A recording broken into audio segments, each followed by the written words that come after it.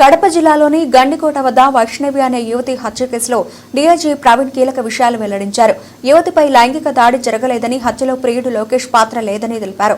ఇవాళ ఉదయమే కొన్ని ఖచ్చితమైన ఆధారాలు లభించాయని, రాత్రి 9 కల్లా హత్య కేసును ఛేదిస్తామన్నారు.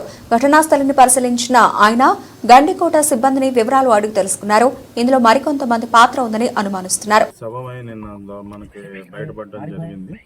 దాని గురించి మొత్తం నిన్నటి నుంచి మొత్తం జిల్లా యంత్రాంగం తర్వాత రాష్ట్ర యంత్రాంగం అంతా కూడా ఛేదించే పనిలో నిమగ్నమై ఉన్నారు.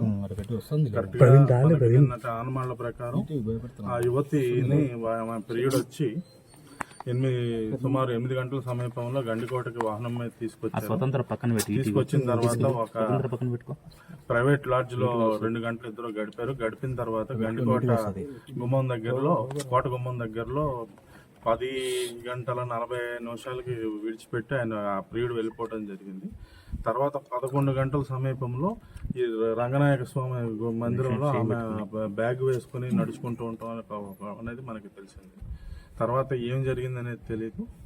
నిన్న ప్రొద్దుట ఆమె శవం మనకి ఇక్కడ ఈ రంగనాథ స్వామి ఆలయం వెనక భాగంలో ఆమె శవం పడి ఉండటం, ఆమె ఏమంటారు టాప్ పైన వేసుకున్న వస్త్రాలు ఒలిచి వేసి ఉండటం అన్నీ చూసాం. చాలా దిగ్భ్రాంతి కలిగించింది.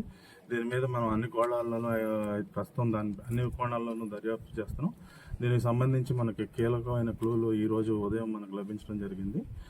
ఇంతవరకు మనం అంటే ప్రామాణికంగా మనం చెప్పగలిగింది ఏంటంటే ఆమె హత్య చేయట్లో ఆమె యొక్క ప్రియుడు పాత్ర అనేది ఏమాత్రం లేదు. అది మనం రూల్ అవుట్ చేసాం.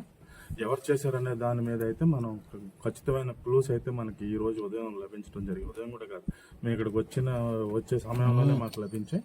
అదేమిటనేది పూర్తిగా ఛేదించిన తర్వాత నాకు రేపు నేను సీఎం ప్రోగ్రామ్ ఉండటం వల్ల నేను కర్నూలు నంద్యాల వెళ్లాల్సి ఉంది. మీకు సాయంత్రానికి ఎస్పీ గారు జమ్మలమడుగులోని ఎస్పీ గారు డిఎస్పీ గారు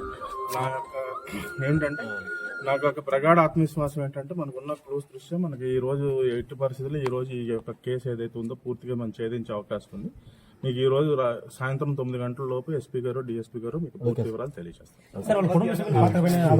ఇప్పుడు ప్రస్తుతానికి మనం ఏమీ చెప్పలేమండి. మనకైతే కీలకమైన ఆమె పైన ఎటువంటి లైంగిక దాడి అయితే జరగలేదు.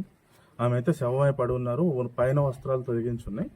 ఏమిటనేది మనం ఒక క్లూ అయితే దొరికింది. నిన్నటి నుంచి అనుమానం ఉండింది. వాళ్ళ మనకు ఈ రోజు పొద్దున్న ఉదయం 11-12 టైం ఎంత ఈ రోజు అయితే ఉదయం అరౌండ్ సుమారు 12 గంటల సమయంలో కీలకమైన ఆధారాలు మనకు లభించాయి. సాయంత్రానికి మేము మా ఎస్పీ గారు డిఎస్పీ గారు పూర్తి వివరాలు మీకు తెలియజేస్తాం. అంటే వాళ్ళ కుటుంబ సభ్యులు ఇక్కడికి వచ్చారు, లోకేష్ వెళ్ళిన తర్వాత అది వచ్చారు. ఆయన వాళ్ళ పెద్దనాన్న కొడుకు అయితే రావడం జరిగింది.